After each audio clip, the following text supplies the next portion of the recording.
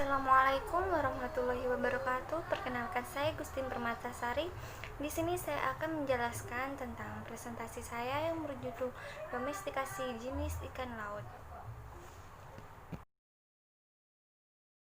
Pendahuluan. Domestikasi adalah proses yang panjang dan tak berkesudahan, di mana hewan menjadi generasi demi generasi lebih beradaptasi dengan kondisi penangkaran dan manusia.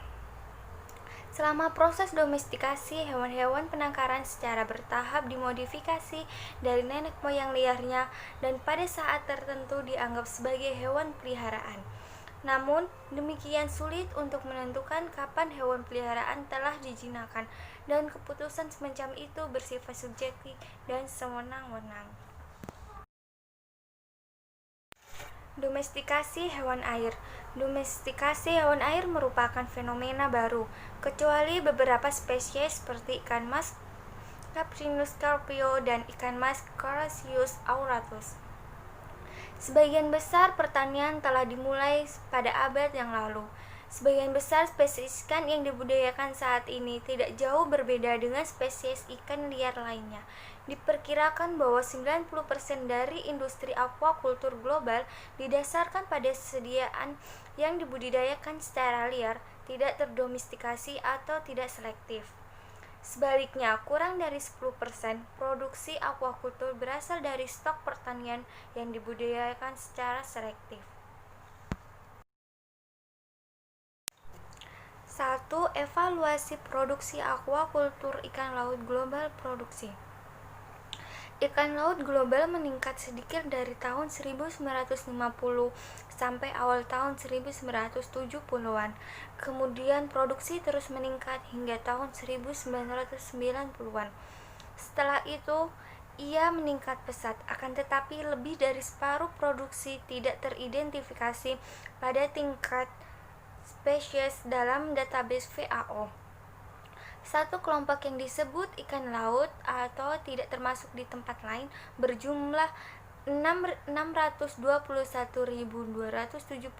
ton, yang lebih dari seperempat reproduksi global pada tahun 2013.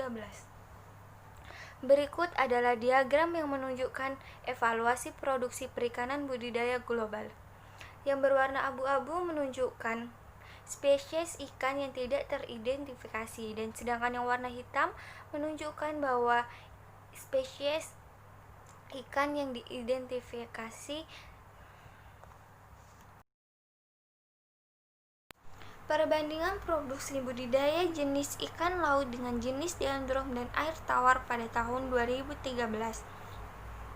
Hal ini mengimplikasikan bahwa meskipun terjadi peningkatan yang kuat, budidaya ikan laut tetaplah kecil dibandingkan dengan produksi ikan non-laut.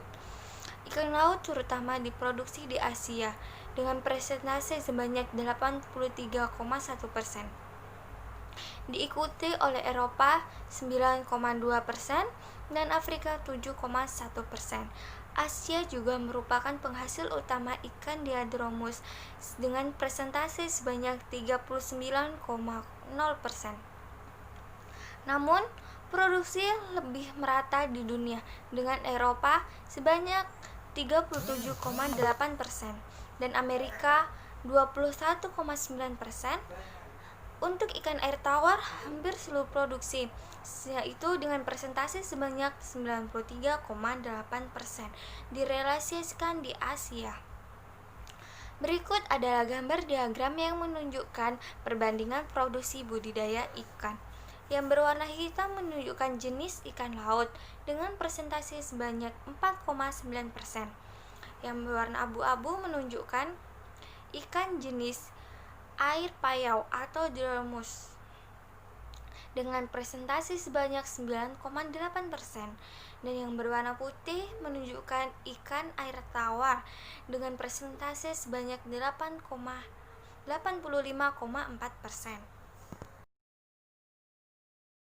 2.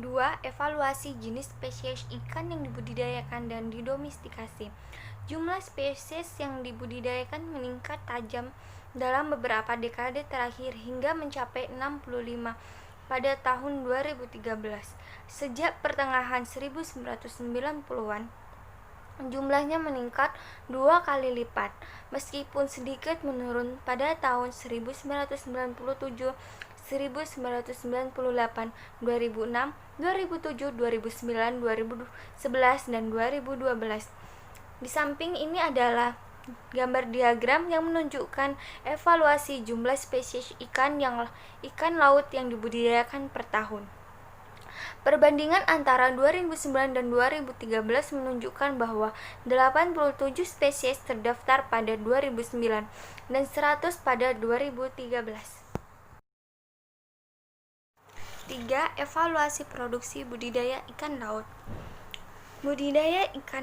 Budidaya organisme akuatik termasuk ikan, kerang, dan moluska adalah sistem produksi pangan yang tumbuh paling cepat secara global, dengan peningkatan produksi sekitar 9,3% per tahun sejak tahun 1985. Jika dibandingkan dengan dua kelompok ikan lain yang terdaftar dalam database FAO, tampak bahwa spesies ikan laut mewakili jumlah yang sangat kecil dari produksi ikan global. Hal ini sebagian disebabkan oleh fakta bahwa budidaya sebagian besar spesies ikan laut masih sangat baru, sehingga siklus hidup di penangkaran hanya dikendalikan oleh segelintir spesies. Selain itu, beberapa kendala telah membatasi perluasan budidaya spesies ikan laut, terutama di Amerika Utara dan Eropa.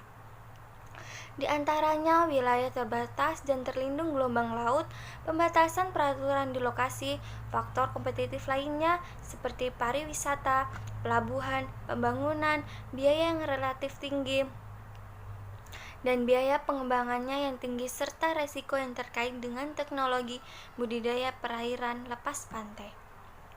Dalam beberapa dekade mendatang, budidaya laut diantisipasi akan meningkat secara signifikan.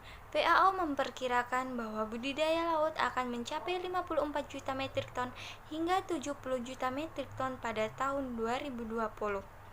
Namun, pengembangan budidaya laut lebih lanjut akan menghadapi hambatan utama terkait ketersediaan, kesesuaian, dan biaya pakan, ketersediaan ruang, dan dampak lingkungan yang merugikan yang harus diatasi jika budidaya laut ingin menjadi komponen utama produksi pangan global.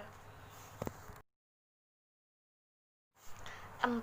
Evaluasi jumlah spesies laut yang dibudidayakan dan didomestikasi. Pencapaian siklus hidup penuh di penangkaran selama beberapa generasi yang kemudian bisa disebut ikan peliharaan. Dengan demikian, muncul kemajuan penting dalam penguasaan kelestarian dan peningkatan produksi. Domestikasi spesies baru adalah proses yang panjang dan sulit yang membutuhkan antara lain manajemen induk, produksi induk berkualitas tinggi, perkembangan guna dan gamet, ovulasi atau ovoposisi pada betina, dan ejakulasi sperma pada jantan, inkubasi telur, dan pemeliharaan larva dan juvenil. Oleh karena itu, domestikasi membutuhkan akses keterampilan, pengetahuan, dan teknologi tertentu, dan pendanaan publik dan swasta jangka panjang. Sepertiga spesies laut yang terdaftar di FAO pada tahun 2013 tidak lagi diproduksi, dan 50% lebih memiliki produksi kurang dari 1.000 ton. Hampir semua spesies dengan produksi lebih rendah dari 1.000 ton memiliki tingkat domestikasi antara 1 dan 3. Alasan utama mengapa banyak upaya dengan spesies baru gagal adalah bahwa upaya prematur untuk mengembangkan perusahaan industri didasarkan pada spekulasi yang terlalu optimis tentang permintaan pasar, bukan pada pengetahuan biologi dan teknis dan informasi yang memadai tentang kelayakan ekonomi.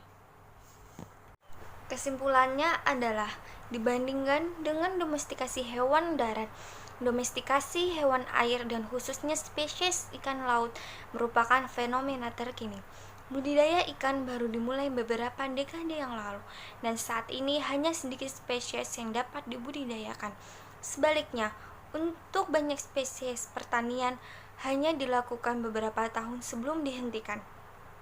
Pertumbuhan masa depan dan berkelanjutan budidaya laut sebagian akan bergantung pada kemampuan kita untuk menjinakkan, yaitu mengontrol siklus hidup di penangkaran dari spesies yang saat ini dibudidayakan dan yang baru. Sekian dan terima kasih. Jika ada kesalahan kata dan perilaku dalam video ini, saya mohon maaf yang sebesar-besarnya. Wabillahi taufik wal hidayah. Wassalamualaikum warahmatullahi wabarakatuh.